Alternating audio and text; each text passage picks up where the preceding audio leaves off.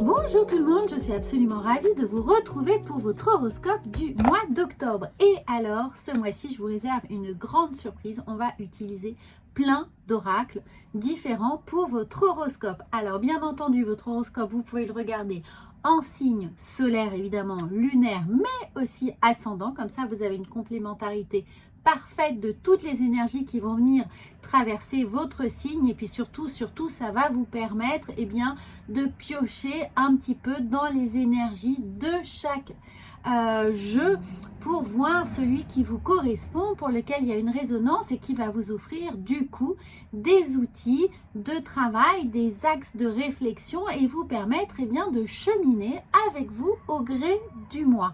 Donc pour ce mois-ci, vous allez avoir évidemment le tarot ici, l'oracle de la mission de vie, l'oracle des miroirs, l'oracle G.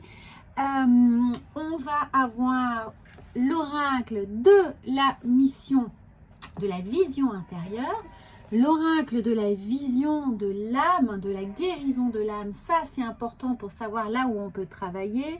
Comme d'habitude, vous allez retrouver l'oracle de la triade, l'oracle de la sagesse, les portes de l'intuition qui sont toujours très utiles, qui ont des super messages à nous transmettre. On aura bien évidemment un petit Lenormand, c'est celui-ci que j'aime beaucoup, vous allez voir, vous le connaissez certainement déjà tous ceux qui sont habitués. Un petit tarot de Marseille ici, pour avoir l'arcane majeur qui va nous suivre, nous soutenir dans ces énergies très intéressantes du mois d'octobre. Et puis les messages de lumière pour savoir ce que nos guides ont à nous transmettre aussi. Voilà, alors il y a un peu tout ça. Je ne les ai pas tous énumérés, pardon, le tarot des archétypes. Celui-ci va également venir appuyer le tarot de Marseille. Voilà, on va faire tout ça au fil de l'eau. Et puis surtout, moi je suis ravie que vous soyez sur cette chaîne, que vous vous y abonniez. C'est un grand bonheur. Voilà, bon, je vous retrouve tout de suite pour votre guidance avec votre signe. À tout de suite. Amis taureaux, bonjour, bienvenue pour votre horoscope du mois d'octobre. Alors, j'espère que vous avez bien regardé l'introduction de cette vidéo, puisqu'elle va vous faire une énumération de tous les tarots, de tous les jeux qui vont être utilisés. Donc, si vous voulez un peu plus d'informations, regardez l'introduction. Alors, on va commencer tout de suite par un message général pour votre horoscope du mois d'octobre. Alors, n'oubliez pas de bien regarder votre ascendant également. Et on va commencer avec cette vision intérieure qui est un petit point météo finalement des énergies qui vont venir appuyer votre mois. Alors, ce sur quoi vous allez pouvoir travailler ce mois-ci, c'est l'artisan de lumière. Chacun de tes actes et de tes choix te permet de construire ton avenir. Tu es l'architecte de ton destin, alors lance-toi et fonce, ami taureau. Surtout, n'hésitez pas à faire une capture écran de cette carte. C'est celle qui va venir vous soutenir tout ce mois d'octobre pour mettre en place des choses. Vous êtes ce grand architecte, donc n'hésitez pas à prendre le temps de bien réfléchir à la façon dont vous allez poser vos actes et vos actions. Anticipez un maximum, mais surtout, prenez le temps de bien élaborer tout ce que vous souhaitez ici mettre en place, quel que soit votre domaine d'activité et bien entendu le secteur que vous souhaitez privilégier, c'est-à-dire votre sphère pro, perso ou sentimentale. On va voir maintenant avec le tarot, ce qui vient à vous. Alors, on a un 8 d'épée. Il va falloir essayer vraiment de faire le tri entre les pensées parasites et celles qui vont pouvoir nous permettre justement de se lancer dans ce grand chantier, dans cette grande architecture de ce qu'on veut établir, construire, mettre en place, consolider ici pour ce mois d'octobre. On a un nouveau départ ici avec un 10 de bâton. On doit bien mettre fin à ces idées ici qui sont là. Et puis nous avons la reine d'épée. Oui, regardez, on se tourne vers l'avenir, on réfléchit, on anticipe, on prend le temps, on ne précipite rien. L'important est d'avoir pris conscience qu'il y a des choses ici qui sont parasites, hein, qui ne nous font pas avancer, pour lesquelles on rumine, on passe beaucoup trop de temps que prévu et surtout que nécessaire. Donc, eh bien, on quitte cet état d'être, on quitte ces ruminations, on quitte évidemment ces petites envies parfois de se recroqueviller chez soi, de ne voir personne, de ne pas du tout avoir envie de se sociabiliser, et on pense à tout ce que l'on va pouvoir mettre en place. Regardez, on a un 8 de coupe. Alors, tout ce qui est relationnel, les relations évidemment toxiques, les gens qui nous font perdre du temps, qui nous font radoter, qui viennent nous vampiriser, eh bien on laisse ça de côté, hein. C'est important de s'en rendre compte. On a ici le diable, donc l'idée qu'il est nécessaire de penser à soi. Alors, on a été coupé, mais je reprends. Donc, le diable, c'était de penser à soi. Mais vous allez me dire quel est le rapport avec le diable? Eh bien, c'est ici d'être un peu égoïste dans ce contexte ici. D'être égoïste, d'être égocentré, hein, même si le mot est un peu gros, mais c'est juste de comprendre où sont vos besoins, où est la nécessité ici de poser des actions concrètes pour vous, des actions qui vous rapportent, des actions qui vous font du bien, des actions qui justement vont vous permettre de tirer des bénéfices. Alors des bénéfices pas forcément pécuniaires évidemment, mais des bénéfices en termes de rétribution finalement affective, sentimentale, de satisfaction personnelle. Et nous avons, regardez, on a la reine d'épée et le roi d'épée. Donc ici, on anticipe. Hein, l'anticipation des reines, c'est évidemment le travail de l'architecte également. C'est l'impératrice. L'impératrice, c'est celle qui va réfléchir, évidemment, qui anticipe. C'est le grand architecte des mises en œuvre. Et puis, le roi ici, qui est aussi cet empereur et qui vient nous dire, on met en action les choses. Donc, le roi et la reine d'épée se font face ici, regardent tout ce que l'on doit mettre de côté pour se recentrer sur le plus important, sur soi, sur ses satisfactions personnelles et quelles actions on va pouvoir concrètement mettre en place. À vous de les définir, mais commencez à lister, artisans de lumière, commencez à lister vos matières premières, ce que vous avez là sous la main très très concrètement et qui va pouvoir être utilisé pour vous apporter ces satisfactions. Alors, nous continuons avec le petit Lenormand. Et regardez, ça vole tout de suite. Eh bien, nous avons la maison. Alors, pour certains, il va être important d'avoir un regard objectif sur votre intérieur, votre maison, peut-être le moment de faire du ménage, de se débarrasser d'un certain nombre de choses qui viennent polluer votre environnement, hein. Voilà, du bazar, des vieux vêtements, voilà, faites un renouveau. En tout cas, ça peut aussi parler de les enfants, remettre de l'ordre dans l'éducation que l'on donne aux enfants, dans les habitudes, dans les horaires, dans la programmation des choses, des activités, la façon dont on échange, dont on communique. Voilà, tout ça d'un point de vue général.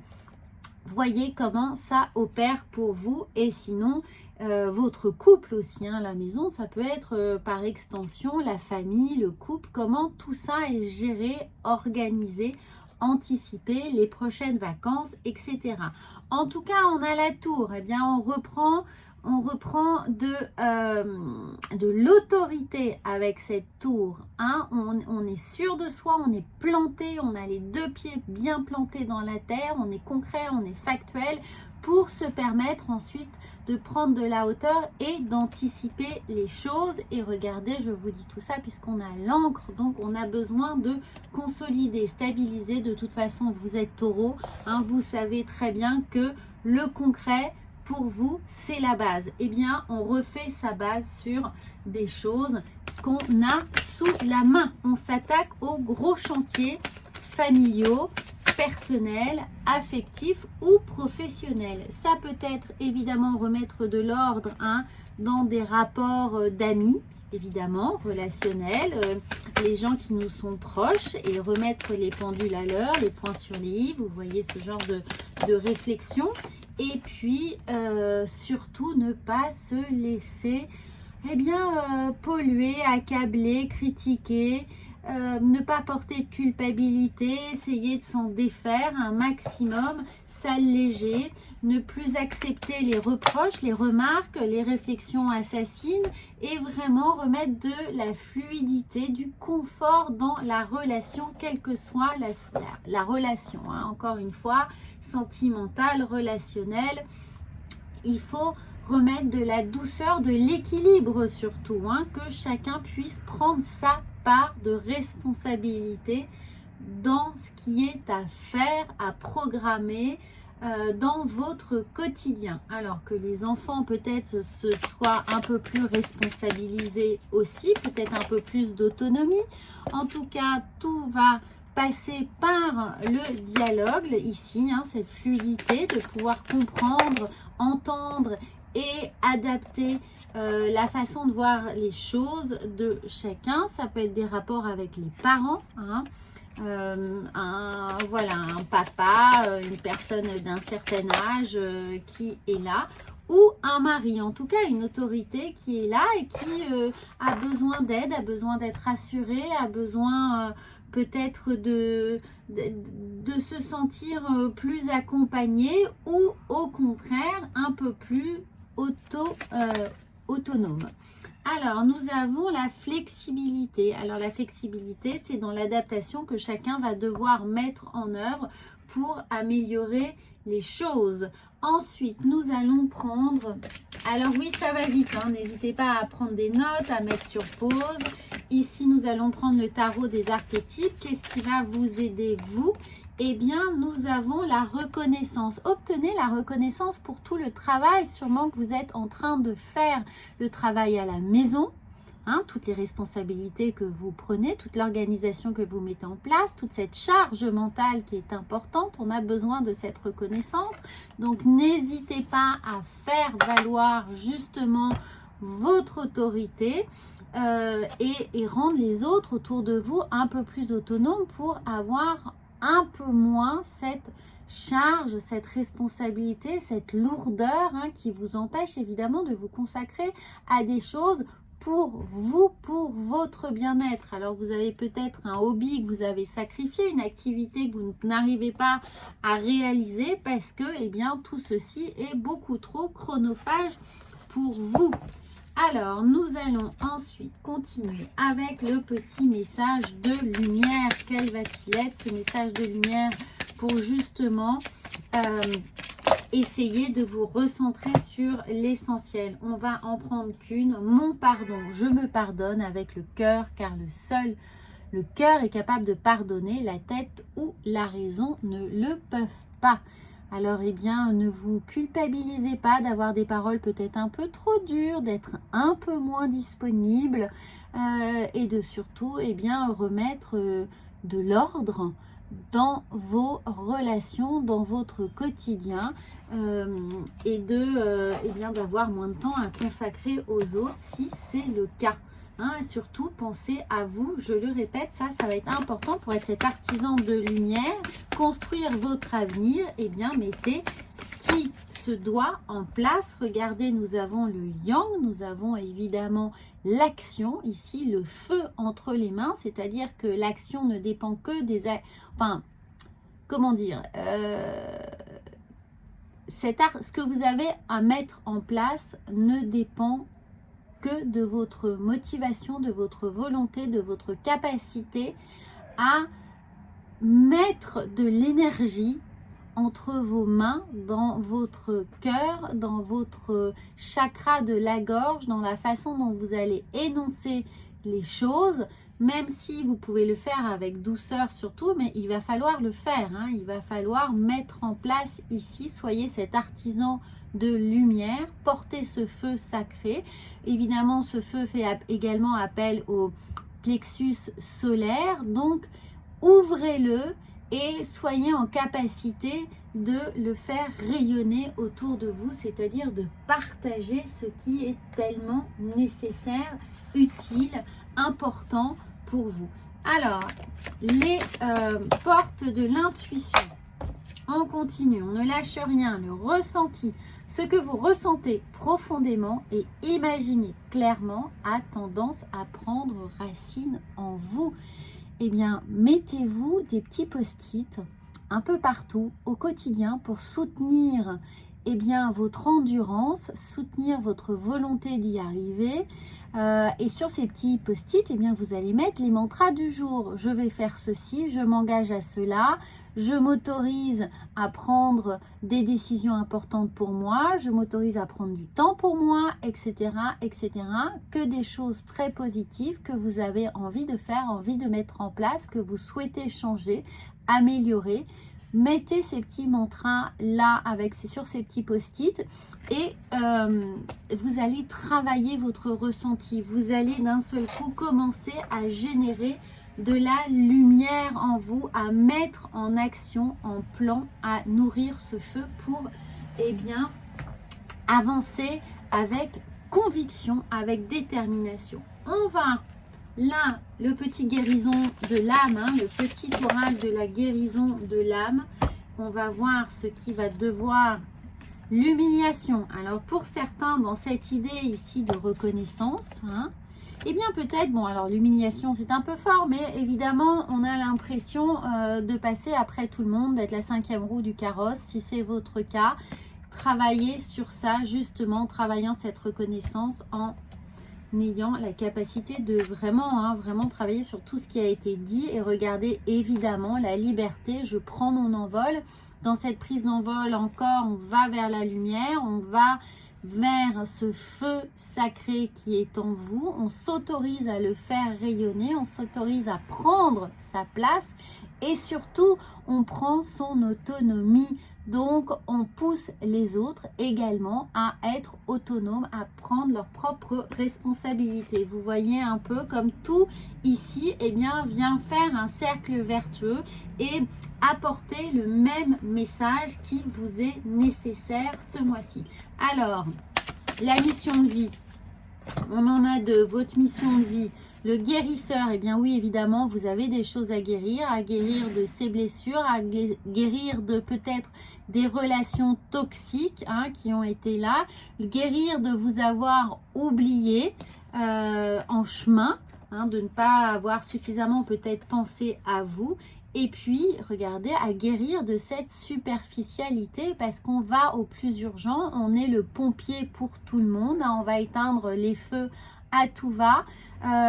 Donc, ce guérisseur, il vient ici il vient vous parler d'être un peu plus ancré, un peu plus concentré sur ce qui vous est véritablement important ici, à récupérer cette force, cette canalisation, cette zone de sécurité et de défense qui est la tour pour mieux contrôler votre intérieur, on répète, votre intérieur ou votre vie familiale ou votre vie intérieure psychique et psychologique.